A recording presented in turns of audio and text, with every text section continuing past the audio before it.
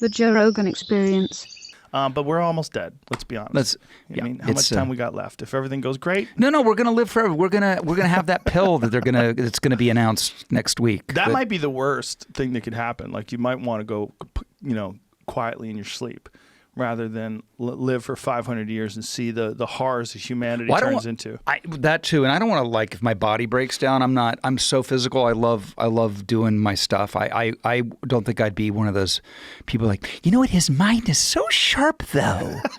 It's like, well, fuck, that's great. Meanwhile, the guy can't fucking walk. Yeah. You can't, it's like, I want to be able to do my thing. Yes. I want a sharp mind. Let's for sure stipulate that, but. What do you do to maintain yourself? What do you do to keep the machine working? Well, the number one thing was, I stopped drinking years and years and years ago. I've been how many years? 30. Oh, so you got way ahead of the game. So I'm way ahead. I'm way ahead. So I don't do any of that. Wow, that's a lot of discipline. But it's not though, because the minute you realize your discipline has nothing to do with it, that's the only way you can do it. Oh, okay. Because the whole point is like, I can't. If I had one. Let's say you broke out that, because I was like beer. Beer was good. Well, there it is. What do you got there? Whiskey. Whiskey was never my thing. I'd be okay. If it were tequila, that'd be a different thing. if you, and also it was the 80s. So if you had a kamikaze, remember those drinks? Oh yeah, I do remember those. Yeah. Like it would go. Then I'd be like, you know what would be really good to get would be some Coke. That would be great to balance it out. Yeah, you just balance out, and that's no big deal. No big deal, and it's good for you. If you get the Rockstar Coke, that stuff's not even bad for you. That's what I'm saying. It's not even bad for you. Mick Jagger does it. Okay. Look at Keith Richards. He's fine. Look at Keith Richards. Look at Jack Nicholson. Those guys are doing great. They're the biggest stars in the world. And Jack Nicholson is fat too. How bad could it be? How bad could it be? It's good for your memory. Probably, and it's really good if you want to talk a lot. And successful people do it. A lot of successful people do it. And it's not addicting. No, they just enjoy it. Yes. So that was what we thought. That's what that's just the Gordon Gekko era, and then the Hounds of Hell will be released. Once I got that good little concoction going, that good little mixerson. Well, it had to be hard to be a young, really famous, really good-looking guy during the age of no internet.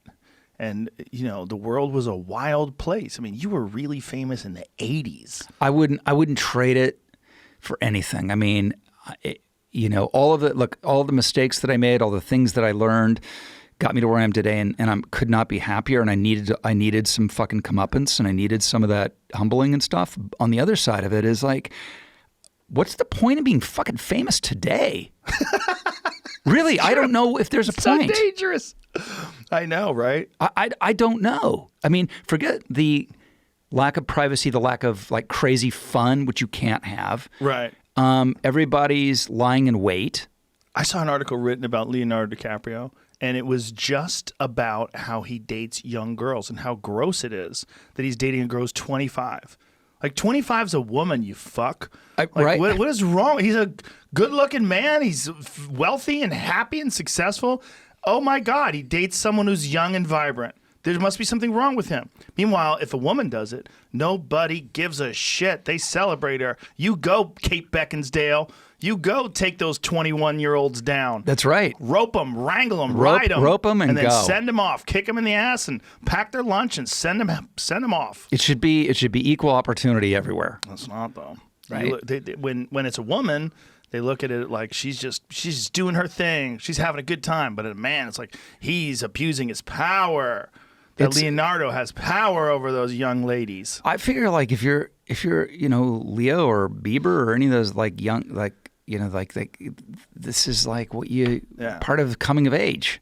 Yes. Figuring out what you want in life, and when you do that, you're going to do weird shit, good shit, bad shit. Well, that's whenever everybody if anybody would try to judge someone like that, like Bieber in particular, right? Because he was really, really young when he got famous. I mean, it's insane. Yeah. And that whole thing, that theory that at however old you are when you get famous, that like freezes you in carbonite emotionally and intellectually. Well, that makes sense with child stars, right? Anybody. I mean, yes, Sure. But anyway, it's also that thing of like, have you ever noticed that before like you get famous, the people who were famous to you then,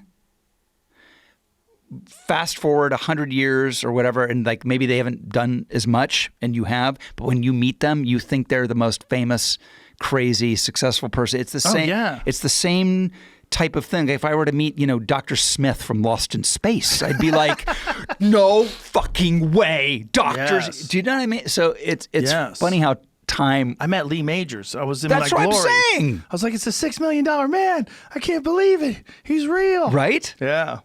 Yeah. Yeah. Cheech and Chong, when I met those guys, I was like, I can't believe they're real.